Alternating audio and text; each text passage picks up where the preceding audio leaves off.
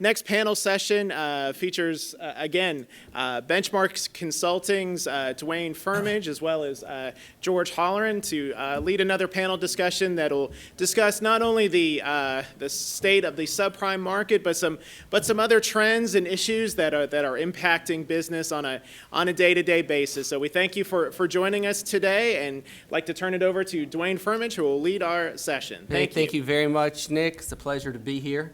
Thank you all for showing up. I think by now, a good afternoon. We're grateful for the opportunity to share some of the data and the experiences that we have had over the past year. We're going to cover a lot of, or more so of an overview of the U.S. market, and there's going to be some benchmarking data and some trend patterns included. Before we begin, I would like to thank Jack Tracy, the NAF board, AFSA, for allowing us to use a lot of the material that you're going to see today. This year, we've altered the delivery of our content by including participants in our annual survey and industry leaders that basically reference special sectors of what you're going to see. George Halloran here, most of you know. He's the Auto Finance Program Director for Benchmark. And George, if you'll introduce the panel. Sure. Thanks, Dwayne. And of course, in addition to Dwayne and myself, Scarlett from FIS, Scarlett Smith is here, Joel Kennedy from Pelican, and Mickey Waters from Anderson Brothers Bank. And they'll each be talking about some particular areas in the information that Dwayne is going to share. And then I'll wrap it up at the end with something about compliance and best practices. The rage of the day seems to be compliance. And we have a lot of material. We're going to cover this rather quickly, and it's very informational, and we will have the material available for you afterwards. So you can take it away and dive more deeply into what we present, and then there'll be a test tomorrow morning. So Dwayne, why don't you Yeah, sure. take it off? The material that we're going to cover today, the data is provided by several sources. Obviously, the 2015 NAF survey, the Experian automotive data that was included in the survey, data that was provided by Factor Trust, and Auto ID, who is one of the vendors that we use specific information that you'll see later in the presentation. The survey itself, is, for those of you that have not seen a complete version of it, is available over at the NAF Association website, and I think I have it posted below there for any of you that would like a more in-depth access to this material. What you see here are the 45 finance companies, or excuse me, finance sources that provided data for this survey. We use the data for benchmarking, some comparisons, some statistical analysis, and some performance evaluations of all the participants.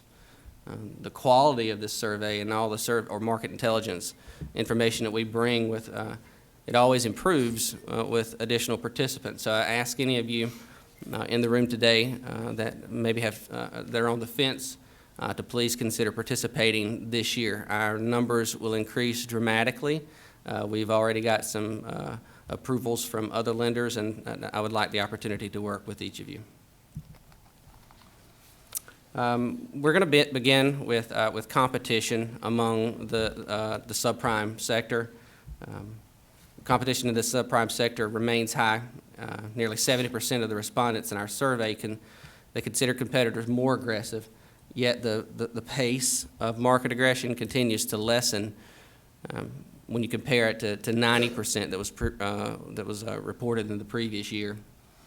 Overall, market aggression has now decreased for the second consecutive year.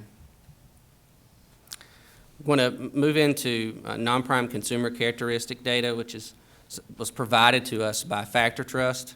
It's based on regularly collected loan applications and loan performance data from finance sources. Was not commonly available. We're now at Benchmark seeing an extreme value in the content that they are able to provide. The data focuses on the non-prime sector, and it begins with employment.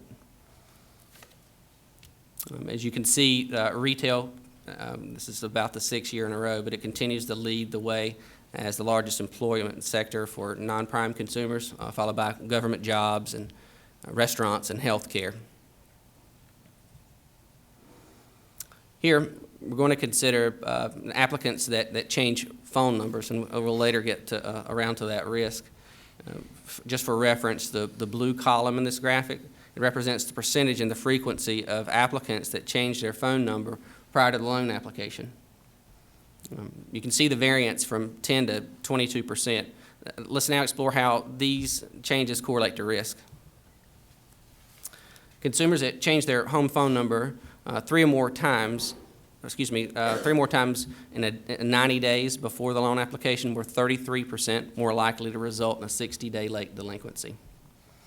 Using the same comparison, mobile phone numbers were 27% more likely to result in a 60-day delinquency.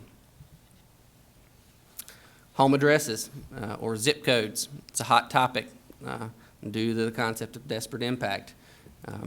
Jack has a compliance class, and I had the opportunity to sit through that compliance class. And having shared some time with Hudson Cook and Patty, I'm a little reluctant to even share this data.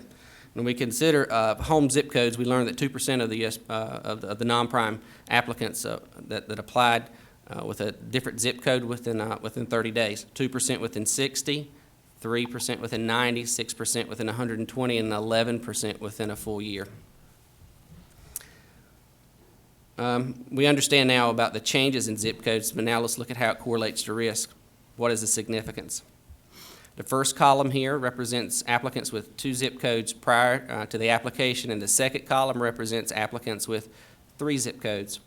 An applicant who has applied with 2 different zip codes over a 90-day period has an 8% higher than average risk to become 60 days past due when compared to an applicant with 1 zip code.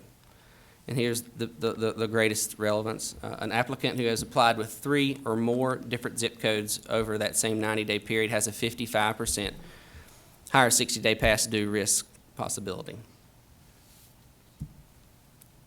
Here we see multiple email accounts, and while I sometimes question the value of some data, I think it's important to compare whatever that you can to associate risk. An applicant who has applied with 2 distinct email addresses over a 90-day period has an 11% higher than average 60-day risk. An applicant who has applied with 3 email addresses over 90 days, 38% higher 60-day delinquency risk.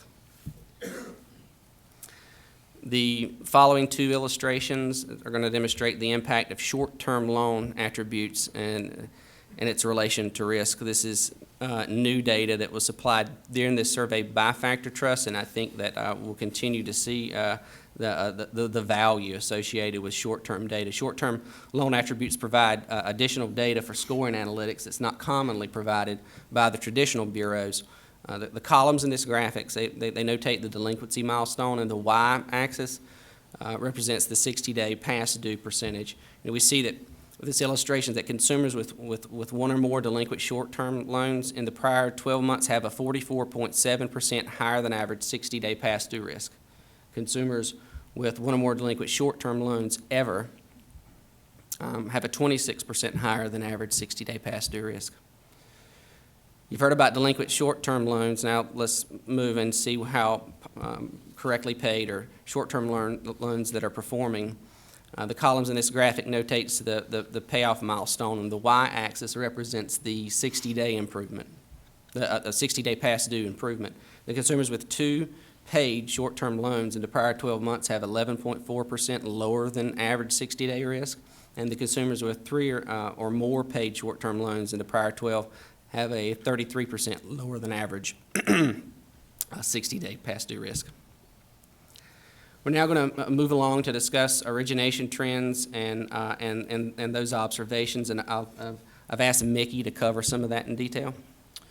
Thank you, Dwayne. I do appreciate this opportunity to be a part of this panel this morning. I am a firm believer in using the data that Benchmark has collected for the NAF survey.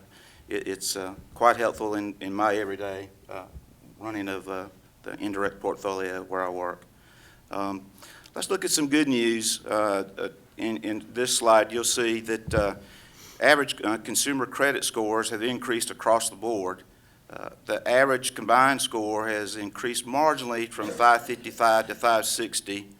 I think Melinda, if you were here for Melinda's session this morning, she spoke about how 60-plus delinquencies are down, so that's going to correlate directly into credit scores going up. So it's a good sign for everybody that loans money. Scores relative to the new vehicle purchases have increased from 567 to 574, and scores for used purchases have increased from 533 to 557. We're going to look at now the automatic approval processes and how the different vendors or different lenders actually are using automatic approvals and automatic declines. The top of this graphic represents automatic approvals by class segment, and then the bottom represents the automatic declines by segment. It's only about 16% of the participants are using automatic approvals, mainly in the large category. The medium and small are just not there yet with this. All of the large participants have functionally been able to turn down about 80% of their declines coming in, and only about 1/3 of the small participants use auto decisioning. 100% of the large guys do. They weed out the dead dogs, and they spend their time on approving deals that have some meat to them. You can see that the medium and the small are getting there, but they're not quite as effective as the large guys. So you can see that automation has really improved the efficiency and continues to improve the efficiency, mainly in the large, but everybody else is coming along very nicely. And as a part of the automation of turning down, doing more turn downs and spending more time on approvals that aren't dead dogs, so to speak, you'll see these two charts show turn times on the left and then funding turn times on the right. The average credit decision turnaround time from receipt of the application to final decision has decreased about an hour, and that would be because you're weeding out the dead dogs and spending more time on the others. So your turnaround time has decreased, which is great. Funding turnaround time in hours from, say, final decision to receipt of funding documents has also decreased by over 2.5 hours, and that would be from e-contracting, the different ways now that deals are funded rather than the old drop it in the mail kind of deal. Funding time in hours from the final documents to funding, from receiving the documents to final funding has increased by 1.5 hours. So automation has greatly improved these processes. Hi, everybody. Thanks for having me at Benchmark, and I think the survey from where I'm sitting is also a valuable tool, and we should be happy that we have a high-functioning, trade group and ability to pull these analytics together. So thanks. I'm going to talk loss management. So here you see a pie chart of extended accounts. With the largest bucket of all participants, small, medium, and large, presenting that that the biggest bucket with nearly half of the participants are less than 5% of their accounts are extended. Now, on an overall, I skipped over the overall year over year. Contract extensions decreased by 3% over the prior year, with the average at about 12%. So the biggest bucket is that 5% bucket, with the 24% of respondents saying that they've extended 19% of their accounts. In terms of protecting yourself against collateral and delinquency, you can see here all of the different methods that are utilized. Participation in all of these groups went up over the prior year, so overall participation is up. As an indicator that's not included in this illustration, we saw an increase in insurance tracking of 17%, and GPS tracking increased 16% over the prior period. This pie chart illustrates decreases and increases to delinquency rates greater than 30 days. So the biggest bucket that you see there, at year end, 61% of participants experienced an increase greater than 5%, followed by 27% that were in the plus or minus 5 range, or relatively flat, and 13% of our participants actually saw decreased delinquency rates. So some of us are getting better. Let's talk about repossessions. The annual repossession rate on a unit basis overall rose from 11.2 to 12.6 on a year-over-year basis. This graph illustrates the annual repossession rate based on units and segmented by the class size, the small, medium, and large participants that participated. So we were higher across all segments. The largest increase was from the small participants at 13.9%. The medium class followed at 13.2%, while the largest segment had the smallest increase at 6.3%. So what are we recovering after we repossess the collateral? The cumulative recovery rates of post-charge-off deficiency are listed on this chart. The net post-charge-off deficiency recovery rate considers accounts charged off by participants from 2011 to 2014. The x-axis shows the percentage recovered, and the y shows the total for the participants. The average post-charge-off recovery rate from 2011 to 2014 is 21%. 40% of participants collected less than 10%, 32% between 10 and 29% recovered, 12% successfully recovered between 30 and 50% roughly, and only 6% collected greater than 49%. They're doing a good job. So finally, we talked about some of these methods, and we think it's important to kind of throw out some of the new stuff that's hitting the street. There's some VIN mapping technology that gives you on the front end and also on the tail end an opportunity to view what you're really booking from an equipment standpoint and from a book value standpoint. And some of the statistics you see here are kind of telling that story.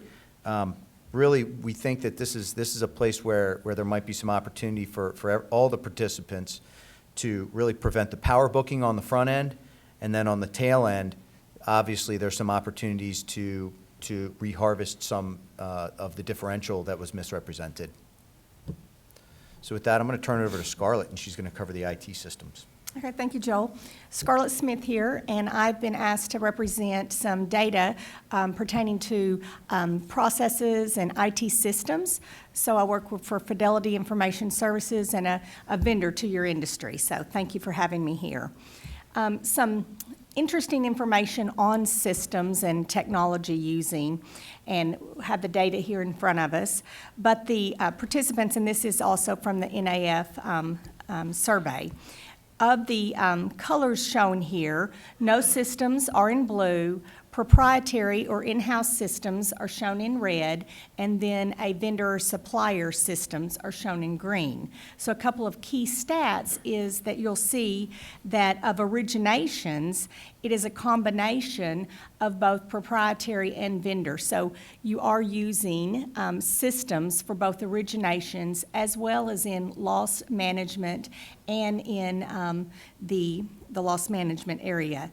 So those are using with systems. 71% of the participants are using vendors in origination. You'll notice that, as well as 52% are using proprietary on the back end. So in loss management, tends to be more proprietary. Years ago, you may have seen more of proprietary on the front end, but that's really moving over to the vendor side, but still doing a proprietary on the back end side.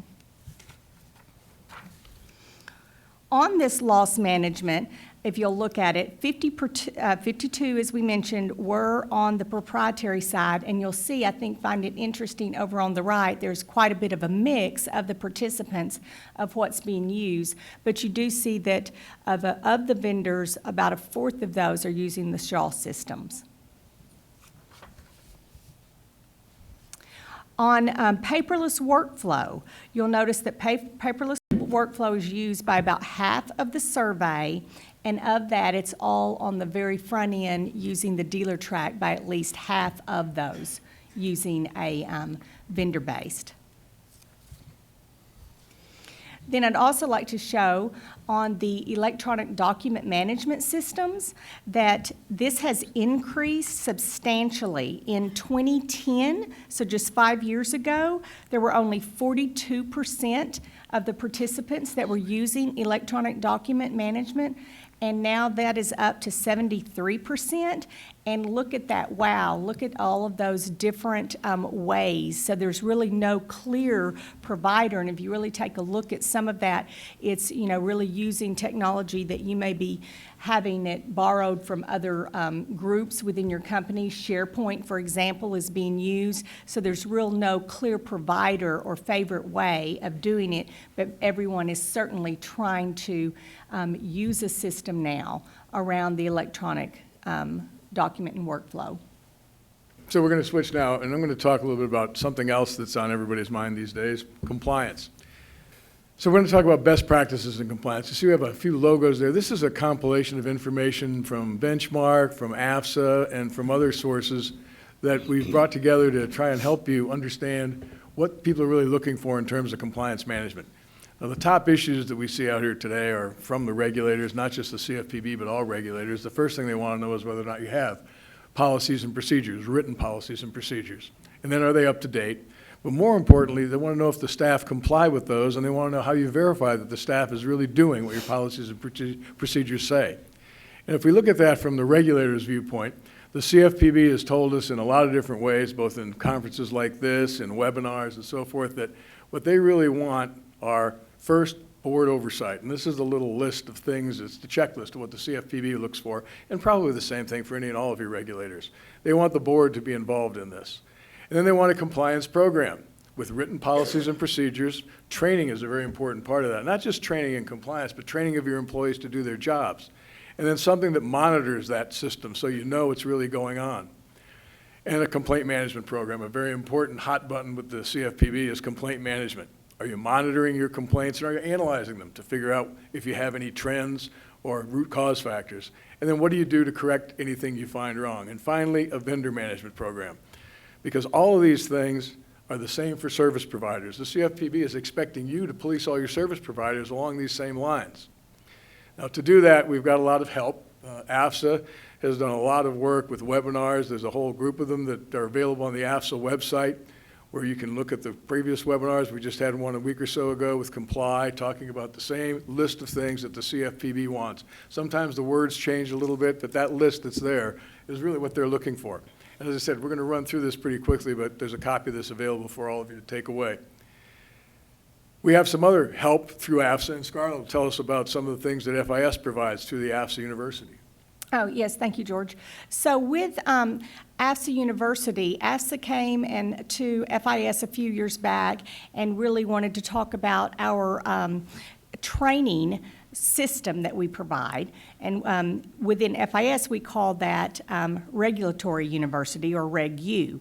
And we're able to partner up and provide that through AFSA, and AFSA utilizes this for all of its members. So if you're a member of AFSA, you have access to AFSA University, and it gives a very structured way to provide training to your employees. That training can be for your board of directors, all the way down to your management, all the way down to the individual workers, and you can assign different types of coursework based on the type of employee. And here's a couple of just screenshots that you can see. It does allow you to pick and choose, and we provide this through AFSA University, and it becomes picked with certain courses, but as an individual company, you can also choose to tailor this and add to it if you'd like. Okay, so again, training is a very important part of the policies. This is sort of a hierarchy or a schematic of what a compliance policy structure might look like. And I'm going to just use the Fair Lending Manual as an example. Now, each of these policies will have a lot of items within it. It'll be divided into sections, and you'll have checklists associated with the things you need to check on. Well, we need to catalog those somewhere and put together these action items. What does the policy say? What are the parameters of what the policy says? So that we can actually trigger activity and a workflow, and then keep track of when these things happen. So looking through your policies and procedures, a very important part of that is identifying the action items and cataloging those so you know what the policies require. Now, a basic policy library probably needs to include at least these: something on corporate governance, approval authorities, customer and dealer credit, and so forth. Again, you'll have this list to take away. There are some sources of these we'll talk about, help you have from AFSA members to help you with these policies. An internal control procedure, for example, would be divided up into a bunch of areas that affect your business with checklists. Well, it's important that those checklists really are formalized, that they're in Word or Excel or somewhere in a tool, so that you use the checklist and keep records of what they do and then archive those checklists so you can analyze the things you find in your company. And that's an important part of this as well. This is what I would say is the basic checklist inventory. You need to have at least these: credit applications, credit exceptions, and within those, you need to look for fair lending issues, UDAP issues, and so forth. Call monitoring. The CFPB is very high on monitoring what people who contact your customers are doing. They want you to monitor your service and your collection calls and keep records of what you find and counsel people based on the things you find them doing on these calls. And finally, a vendor audit is another very important part of this. This is an example of a checklist. A fair lending checklist could be pretty complex. A call monitoring checklist can be pretty simple. It doesn't have to be very long, but you need to execute something so you know you're keeping track of what people are doing and then keep records of it. In terms of vendors, there's a lot of rich material available. From AFSA itself, the audit review scorecard, the addendum for vendor contracts and so forth, the audit checklist, and the on-site audit checklist. In addition to that, we have checklist libraries that are available from various sources. This is an example of the Jericho checklist library of things that are available that could be incorporated into a compliance management system.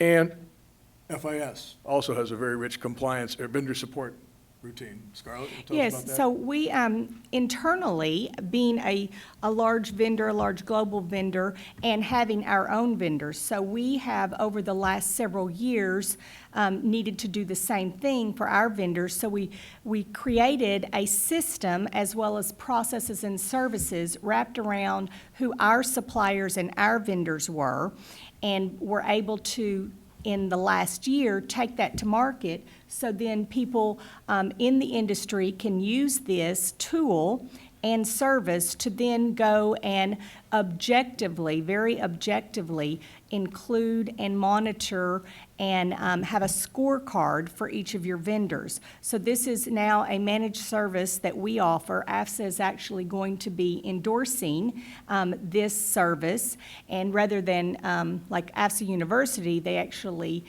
go through AFSA. This is an endorsement. You would still go to our company, but it gives you an idea, even if you would like to see the types of things that we do.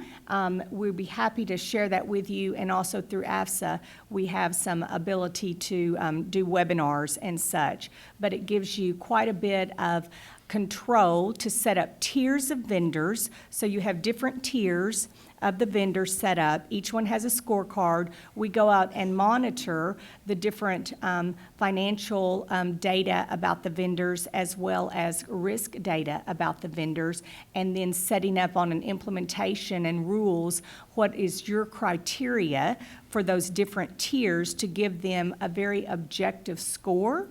And then it's on a continual basis to monitor this, and then give you the ability to use this in your vendor audits. So be happy to share that or through AFSA. So a lot of support out there for vendor management. And again, this is something that we hear from AFSA and others that the CFPB is really big on, especially vendors who have contact with your customers. Those are the ones they're really going to be looking after, and the ones we'd suggest that you monitor most closely. Other tools available, of course, Hudson Cook has their library of policies that are already available to you, and this is an inventory of the Hudson Cook policies that are available for a compliance program, fair lending, credit manual, funding, and so forth. And of course, you know, you can contact Tom or Patty Covington regarding these. We have a small, at Jericho, we've built a smaller list of action item documents that catalog the action items in these areas that you can use for compliance as well. In other words, trigger the things you need to do regarding the policies and procedures you have, whether they be the Hudson Cook policies or your own, and then build workflows around it. And speaking of that, what you really need in terms of compliance is a workflow. You need to trigger some actions somehow, whether you do it on an Excel spreadsheet, whether you get a compliance management system, or build one yourself. You need to trigger actions based on all your policies and procedures for every scheduled policy action. And for every required follow-up. If you trigger an action, you better have a follow-up on it to make sure that it takes place. All the complaints need to be logged and triggered. And finally, selected reviews need to be triggered periodically to make sure people are doing what they're supposed to be doing. And then when those triggers work, you need to send alerts, reminders on these actions if they don't happen, that things need to be done and they're followed up on. And delinquent actions really need to go to the managers so that you know that this has a closed loop, that nothing falls through the crack. And finally, you need an archive, record keeping. You need to be able to demonstrate to your regulators that these things are really happening, so you need an archiving system. And what could an archiving system look like? I just have a few examples here. Policy documents, how many do you have? Are they up to date? Are they being reviewed? Reminders and so forth. Actions for these policies. How many actions are pending? How many alerts and reminders have been sent, okay? Are there reviews to these actions? Completed actions, archiving those so we know when they were completed, how long they took, what are the checklists associated with them, what do those checklists say, what are the exceptions that were noted, and then some way to analyze those checklists. With complaints, the same kind of information. How many are pending? How long does it take you to clear those complaints? Are you issuing reminders and alerts to managers that the original person didn't do it? Same thing with reviews. And then the completed action, you need to be able to analyze that action as well. For complaint analysis, what you really need to do is be able to organize them by category. Now, AFSA has issued a standard set of complaint categories and subcategories that we really recommend everyone use. Because you always have a lot of credit given to you if you're using an industry standard. The CFPB is really big on industry standards. So AFSA has taken the time to develop this, and I recommend that you really look at it very closely. The same with resolution codes. There are standard resolution codes by the CFPB and by EOSCR, the Credit Bureau Reporting Area, that we suggest you use, along with others that you may develop yourself, but at least have these in your standard. Be able to analyze your complaints by geography. Where are they coming from? What dealers? What organizational area? What dealers? And finally, what employees? Analyze your complaints by what employees they relate to. And then when you analyze these, we need to have absolute levels of each of these things, trends, and finally, we need to be able to look for root causes. So you have to be able to drill down into your complaints and analyze what the root cause might be of some of the ones you're seeing on a more frequent basis. And finally, the audit trail. Somewhere in here you need to be able to look back into your system and find out who did what when, so you can produce that for regulators to really have them understand that things are working well.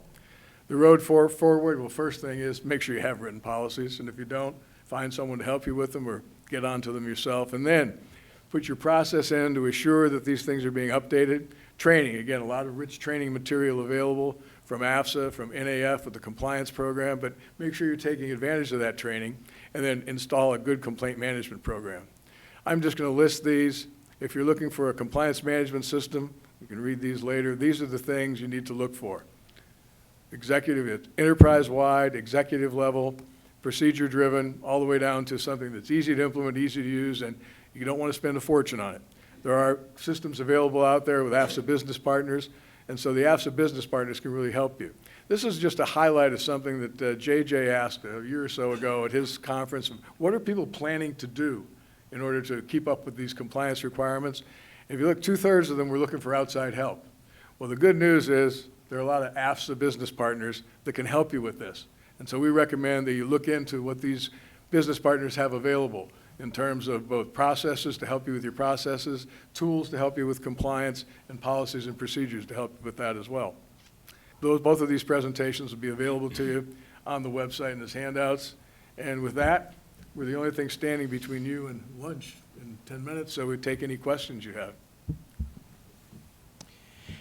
And just a reminder that each of the executives up here on stage have been gracious enough to allow some time to connect with anyone either immediately after this session or later on today or during late this afternoon's networking time as well. So great information, a lot of great takeaways offered by each of our 5 individuals up to the front here. So please, let's give this group a warm round of applause and appreciation.